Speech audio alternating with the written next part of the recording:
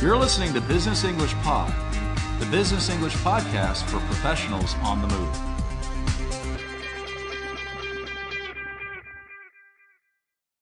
Welcome back to Business English Pod. Today's episode is the first in a two-part series that follows job applicant William Chow through his first interview at an international bank. In this show, you'll learn how to deal with some typical first interview questions. Along the way, you'll also practice some great new vocabulary and useful phrases.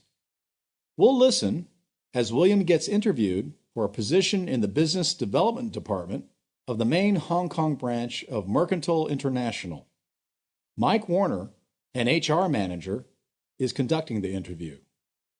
You'll notice that William's answers are well prepared using careful language with detailed descriptions of his achievements. Obviously, it's important to prepare for important interviews, and William certainly has done his homework.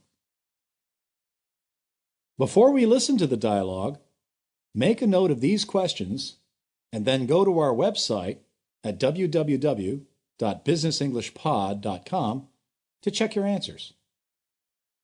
1. How was the traffic today? 2. How long has William been working at his current job? 3. What kind of business does he mainly handle? 4. How does William describe his personality? And 5. What does William mean by a participatory and situational leadership style?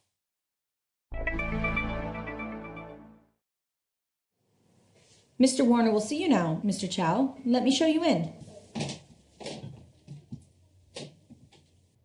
Nice to meet you. Nice to meet you too, Mr. Barnes. It's William, right? Just call me Mike. Have any trouble finding us? No, thanks. But the traffic was bad. Atrocious, isn't it? You're right on time, though. That's good. Have a seat. Okay, well, shall we get started? All right. Let's start off with just a general question about your background. Can you tell me a little about yourself? Yes. Since graduating with honors in economics from the University of Hong Kong, that was in 1996, I've been working for 10 years at First United Trust at the Admiralty branch, first as a loan officer, and for the past 3 years as an assistant branch manager. Okay. And what are your main responsibilities at First United? I've been mainly responsible for handling revolving credit for over 100 local and expat customers, and overseeing a portfolio of $400 million in new short and long-term fixed asset loans for individuals and for small businesses. That's great. Maybe you could also tell me something about the way you manage people. What's your management style? Let's see. I'd say my management style is participatory and situational. By that I mean that my style adapts to what each situation requires, but I always place great emphasis on participation from my team. As for my personal characteristics, I thrive on challenge. I work well under pressure, and I would describe myself as detail-oriented and proactive. Interesting. Those are always good qualities to bring to the job. You said that your management style was participatory and situational. Could you give an example of that? Let's see. Let me think about that. Okay. We were installing a major client CRM system, which was behind schedule.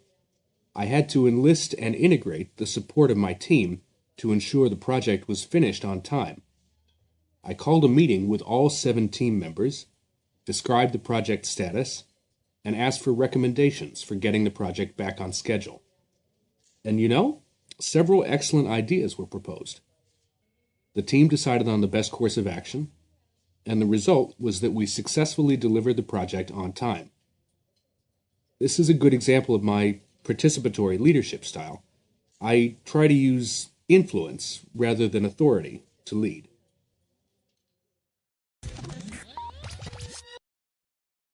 So, how do you think William is doing so far? Is he going to get the job? Okay, now let's go through the dialogue together. After the receptionist shows William into Mike's office, what happens next? Nice to meet you. Nice to meet you too, Mr. Barnes. It's William, right? Just call me Mike. Have any trouble finding us? No, thanks. But the traffic was bad. Atrocious, isn't it? You're right on time, though. That's good. Have a seat. Okay, well, shall we get started? Mike is trying to make William feel more comfortable by making small talk. First, he asks William to call him by his first name. Then, he asks if William had any trouble finding their office. Have any trouble finding us? Is a typical icebreaker, that is, warm-up question for an interview. Notice that Mike leaves out the auxiliary verb did. Instead of saying, "Did you have any trouble?" he just says, "Have any trouble?" Leaving off the auxiliary verb in this way usually occurs in slightly more informal or casual settings. So this is a further signal from Mike to William to relax. What are some other small talk questions that Mike could have asked William? How's the weather out there today? Did you catch the game last night between Chelsea and Porto? Fantastic, wasn't it? Would you like something to drink before we begin? A glass of water, perhaps?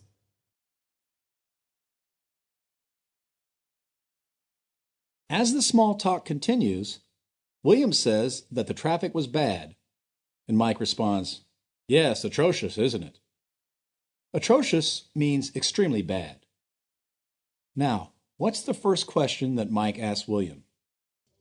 Let's start off with just a general question about your background. Can you tell me a little about yourself? As you know, this is a typical kind of first interview question, one that you're almost always going to hear many times during your career. It's called an open-ended question because there's no structure given by the interviewer. Presumably, you could talk about almost anything. Don't fall into the trap, however, of making a long, rambling reply. To ramble means to talk at great length with no clear point. Instead, you should be prepared for this question and have a clear structure in mind for your response, especially when you have to interview in English. First, briefly summarize your current responsibilities, work experience, and, if relevant, your education, professional certifications, and so on. Next, you should say something about your management style if you're applying for a management position. Finally, briefly summarize your personal characteristics with strong, vivid language. But the whole thing should take you under a minute. Let's listen to William's response to see how he does. Yes. Since graduating with honors in economics from the University of Hong Kong, that was in 1996, I've been working for 10 years at First United Trust at the Admiralty branch, first as a loan officer, and for the past 3 years as an assistant branch manager. So far, so good. Since graduating from college, William has worked at the same company. Note how he uses a specific number, 10 years, to call attention to this achievement, which is certainly a strong point in his application. Using specific numbers where possible is called quantifying your achievements. Next, Mike jumps in to guide William's response. Okay.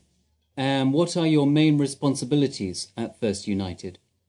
I've been mainly responsible for handling revolving credit for over 100 local and expat customers, and overseeing a portfolio of $400 million in new short and long-term fixed asset loans. Again, William is careful to quantify his achievements. He is handling revolving credit for over 100 local and expat customers. Expat is short for expatriate. This refers to someone who lives and works outside their own country. Well then, what is revolving credit? This is a line of credit usually used for operating purposes, changing each month depending on the customer's current cash flow needs. Credit cards operate on the revolving credit principle. Notice the verb noun collocation. William handles revolving credit. Studying and using collocations can help make your English sound more natural and more fluent. What other bank product is William responsible for? He is overseeing a portfolio of 400 million Hong Kong dollars. That's another good collocation, to oversee a portfolio. A portfolio is a group of financial assets. An asset is anything that is worth money. The portfolio consists of short and long-term fixed asset loans. A fixed asset refers to an asset or property that cannot be easily turned into cash, such as a building, a factory, industrial machinery, and so on. So, a fixed asset loan is money that is lent to buy a fixed asset. The key is that the loan is secured or guaranteed by the fixed asset that you are buying. If you cannot pay the loan, they take your fixed asset. What phrase did William use to describe his responsibilities? He said, "I'm mainly responsible for." What are some other ways you can use to describe your responsibilities? My main duties include overseeing closing the accounts at the end of the month and assisting in budgetary planning.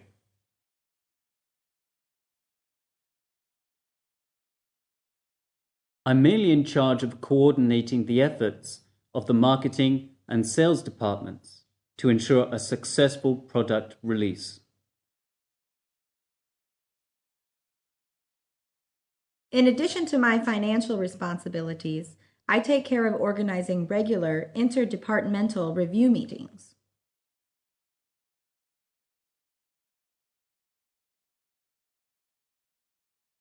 So far, William has talked about his work history and his current responsibilities.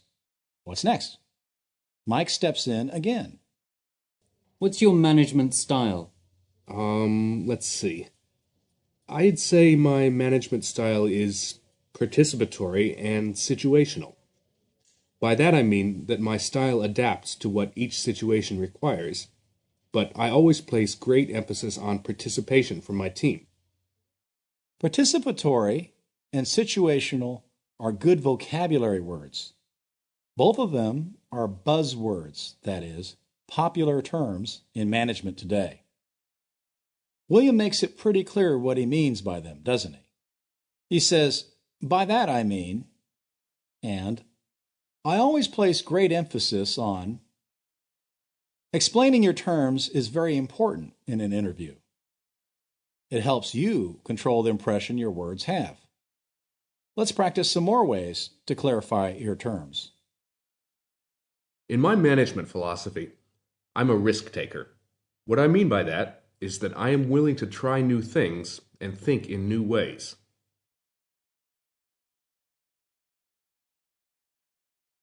I definitely think it's good to create a team of people who are self-starters.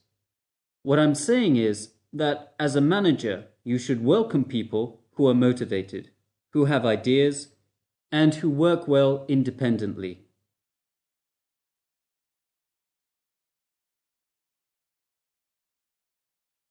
Next, William describes some of his personal characteristics.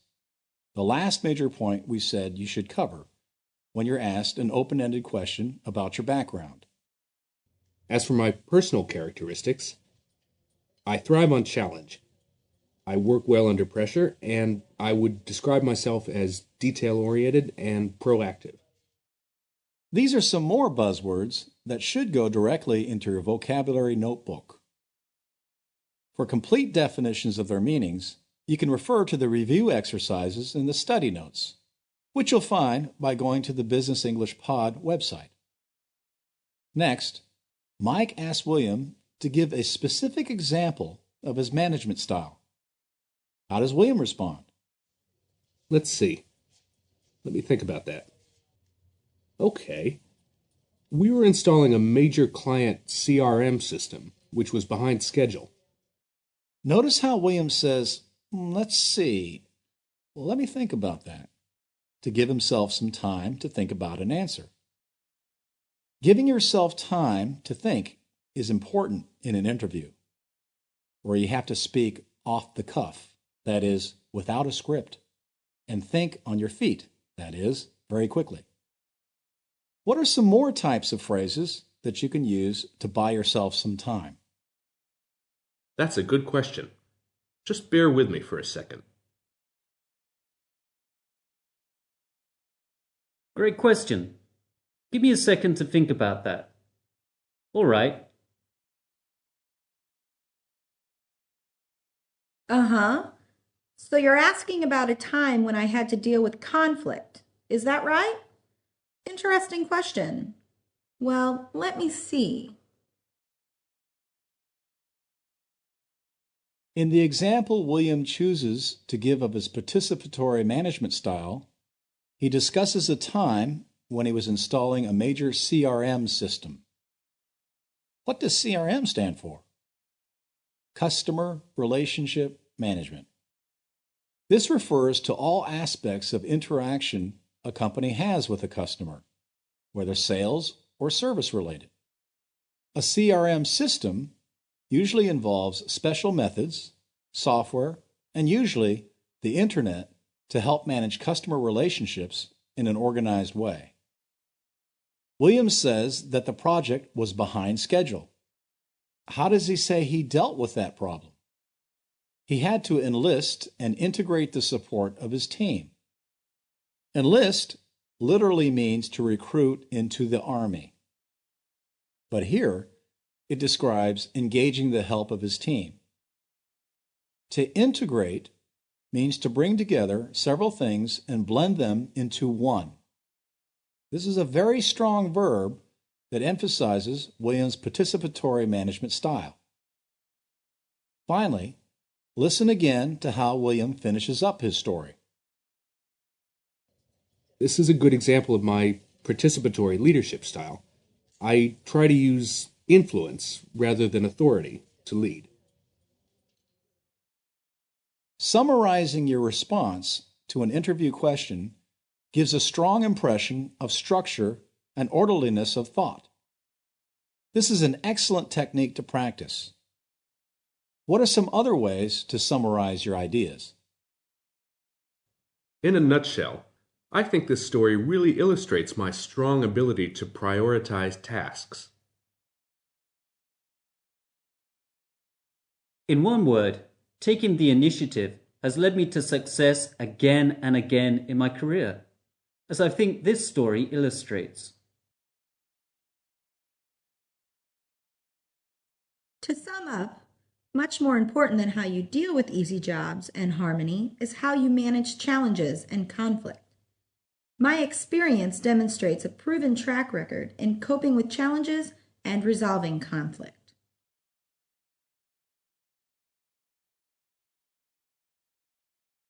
Make sure to take note of the many good collocations here. Illustrates my ability. Taking the initiative. Managing conflict. Demonstrates a proven track record. Resolving conflict.